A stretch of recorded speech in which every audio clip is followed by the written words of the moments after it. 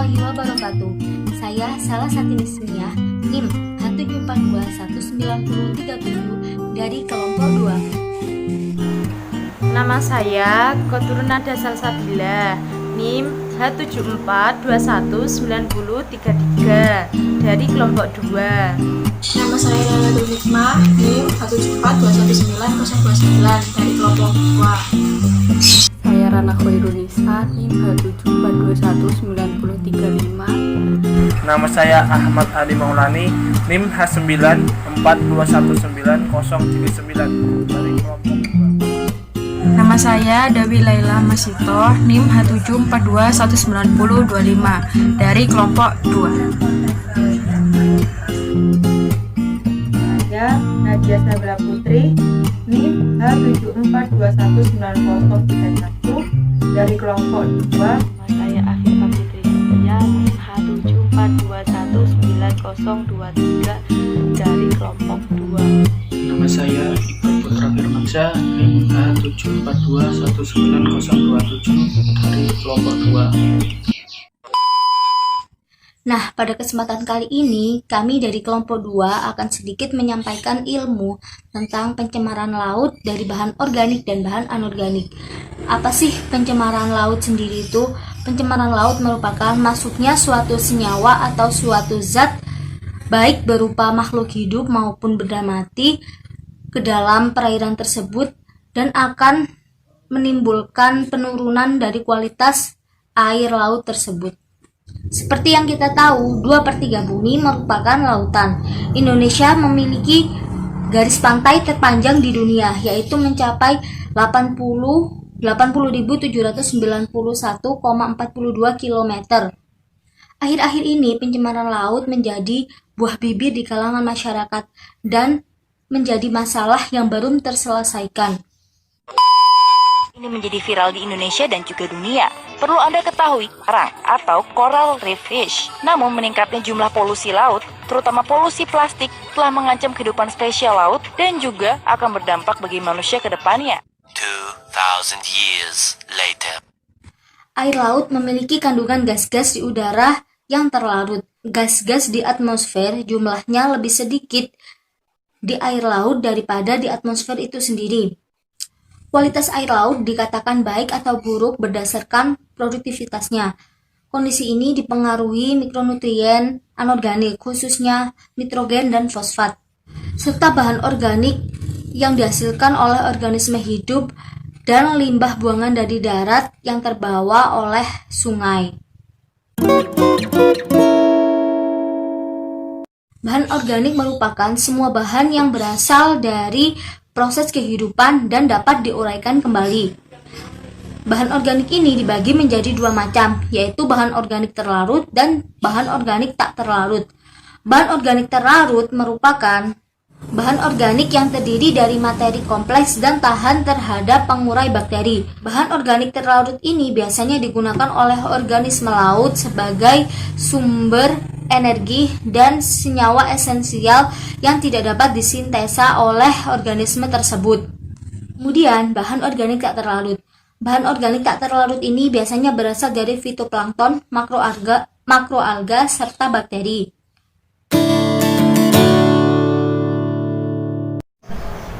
Selanjutnya, yang kedua yaitu bahan anorganik.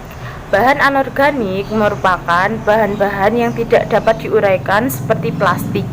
Menurut Bank Dunia, sampah yang berasal dari Indonesia mencapai 1,29 juta ton per tahun. Ditemukan 13.000 sampah plastik. Limbah bahan organik adalah jenis limbah yang kandungannya senyawa anorganik. Yang disebut dengan senyawa anorganik yaitu senyawa pada alam yang pada umumnya menyusun material benda tak hidup. Contoh dari bahan anorganik yaitu seperti plastik, terus ban bekas, keramik bekas, terus logam besi, pokoknya bahan-bahan yang sulit diuraikan. Macam-macam pencemaran. Pencemaran dibagi menjadi 3 macam. Yang pertama adalah pencemaran tanah atau pencemaran daratan, yang kedua adalah pencemaran laut, yang ketiga adalah pencemaran udara. Pencemaran tanah adalah keadaan di mana ada bahan kimia yang masuk dan dapat mengubah tanah secara alami. Indikator pencemaran tanah ada 4, yaitu yang pertama adalah limbah atau sampah, yang kedua adalah logam berat, yang ketiga adalah pestisida, dan yang terakhir adalah mineral garam, fosfat, dan nitrogen. Limbah padat meliputi bahan-bahan buangan seperti kertas, plastik, kaca, dan lain-lain.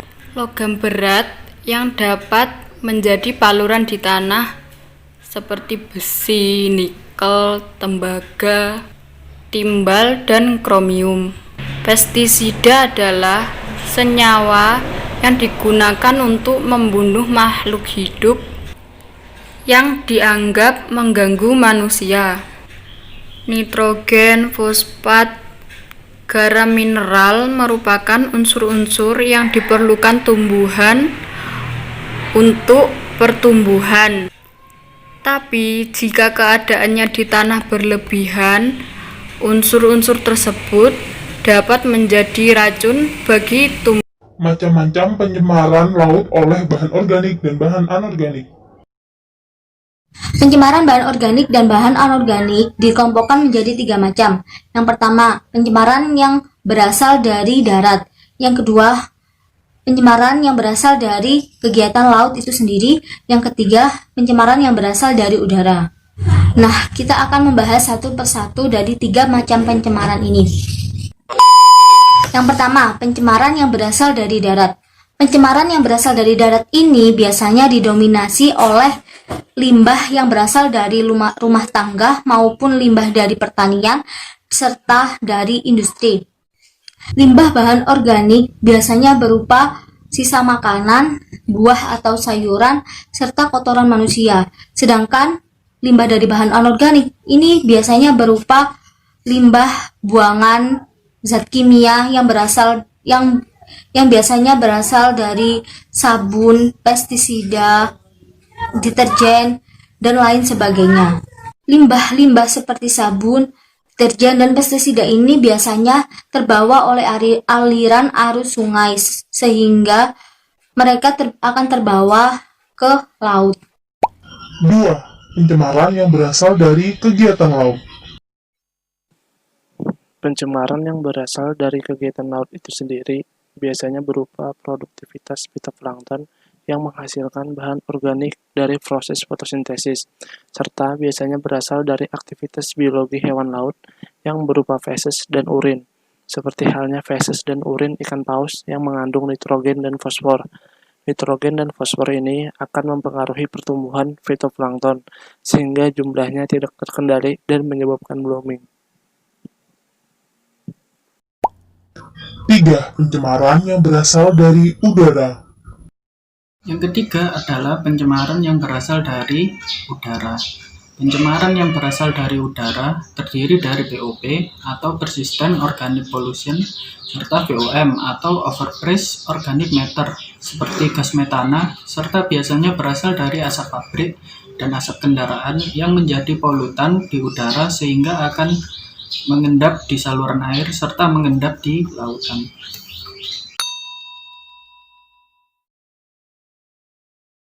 Ada bahaya yang dapat ditimbulkan dari bahan organik dan bahan anorganik untuk perairan di laut.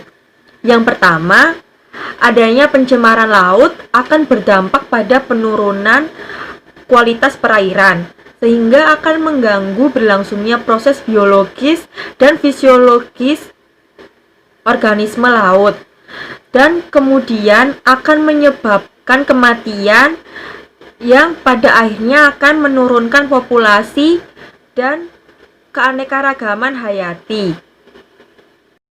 Yang kedua, masuknya sisa-sisa pupuk dan bahan pencemar organik ke laut dapat menyebabkan terjadinya eutrofikasi, sehingga menyebabkan terjadinya peledakan pada populasi organisme tertentu.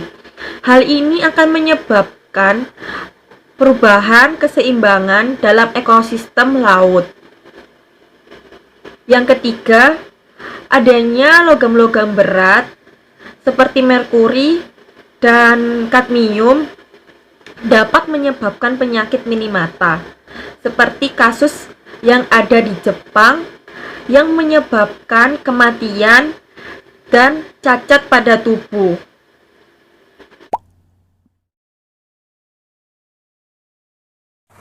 Bicara tentang pencemaran laut sangatlah banyak. Salah satunya yang pertama yaitu degradasi kehidupan dan lingkungan bawah laut.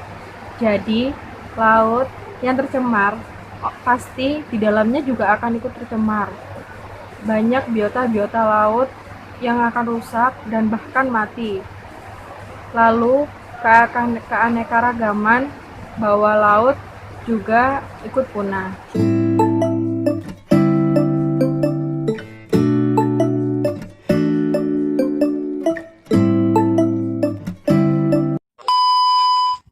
Yang kedua yaitu menurunnya penghasilan masyarakat. Mengapa? Hal ini dikarenakan hasil tangkapan mereka akan berkurang. Ikan-ikan banyak yang mati karena mereka mengonsumsi bahan makanan organik maupun anorganik yang berbahaya bagi tubuh mereka.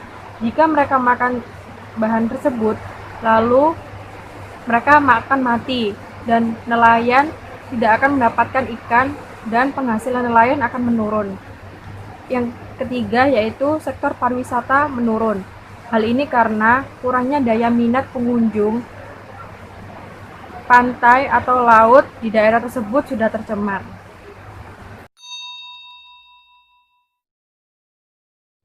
Cara pencegahan pencemaran air dapat dilakukan dalam beberapa hal di kehidupan sehari-hari.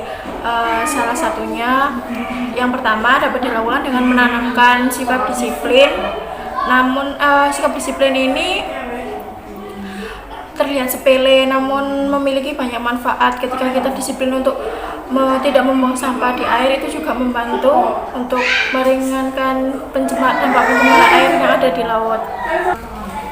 Yang kedua yaitu dengan cara mendaur ulang kertas, logam, serta plastik. Hal ini dapat dilakukan dengan tidak menggunakan kertas, logam, atau plastik dengan yang baru jika bisa digunakan yang lama. Jadi ketika kita menggunakan barang yang lama, tidak membeli yang baru lagi. Yang ketiga yaitu daur ulanglah barang bekas. Daur ulang barang bekas ini dapat dilakukan dengan ketika kita berbelanja ke supermarket, kita membawa tas belanja sendiri dan tidak menggunakan kresek atau tas plastik yang disediakan. Hal ini sudah diterapkan di Indonesia dengan penggunaan plastik berbayar. Mungkin dari plastik berbayar sendiri dapat mengurangi minat pengguna sampah plastik kresek ini. Yang keempat yaitu buatlah kompos. Untuk bagi masyarakat yang senang berkebun, pilihan kompos ini menjadi salah satu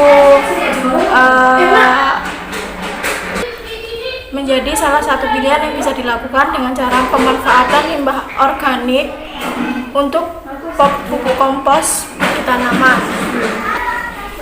Yang kelima yaitu jangan buang bekas limbah cucian ke sungai. Ini bisa dilakukan dengan cara kita membuat satu tampungan sendiri, satu alat tampungan untuk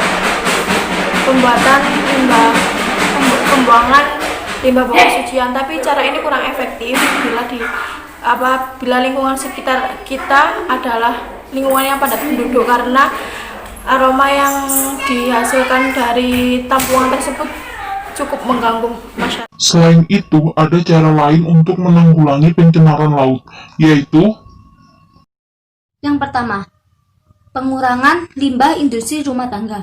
Yang kedua, penggunaan pestisida untuk pertanian yang secukupnya. Pestisida ini sangat berbahaya bagi organisme laut. Kenapa? Karena pestisida yang berasal dari limbah pertanian akan terbawa oleh air sungai dan kemudian menuju laut. Di laut, organisme laut akan terkontaminasi oleh pestisida tersebut dan akan membahayakan bagi organisme laut, dan apabila organisme laut tersebut dikonsumsi oleh manusia, maka akan mengganggu kesehatan dan akan menimbulkan penyakit. Kemudian yang ketiga, membuang sampah pada tempatnya. Sampah yang ada di lautan akan merusak kurang lebih 86% ekosistem terumbu karang, serta sampah yang ada di permukaan air laut akan menutupi cahaya matahari yang akan masuk untuk proses fotosintesis. Hal ini akan mengurangi kadar oksigen yang ada di lautan. Dan seperti yang kita tahu, lautan sendiri merupakan penyuplai oksigen terbesar yang ada di bumi. Tidak hanya itu, sampah plastik yang sudah termakan oleh organisme laut seperti ikan-ikan akan merusak pencernaan ikan tersebut. Dan apabila ikan tersebut kita konsumsi, maka akan berpengaruh kepada kesehatan kita. 2,000 years later. Mungkin itu saja yang kami dapat sampaikan dari kelompok 2. Kurang lebihnya kami mohon maaf. Wa akhiron. Wassalamualaikum warahmatullahi wabarakatuh. Sedikit pesan dari kami kelompok 2. Bumi tidak akan pernah bisa jika lautan tidak akan ada di sana. Mereka adalah sumber kehidupan, Sumber harapan dari kita. Sumber oksigen bagi kita. Mungkin laut dapat mengubah warna, tapi laut tidak akan berubah. Hanya saja manusia yang akan merubahnya. Mari kita bergandengan tangan untuk melindunginya.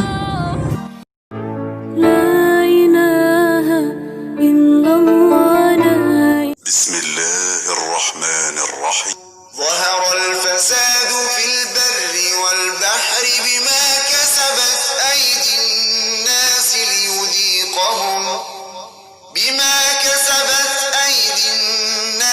ليذيقهم بعض الذي عملوا لعلهم يرجعون قل سيروا في الأرض فانظروا كيف كان عاقبة الذين من قبل كان أكثرهم مشركين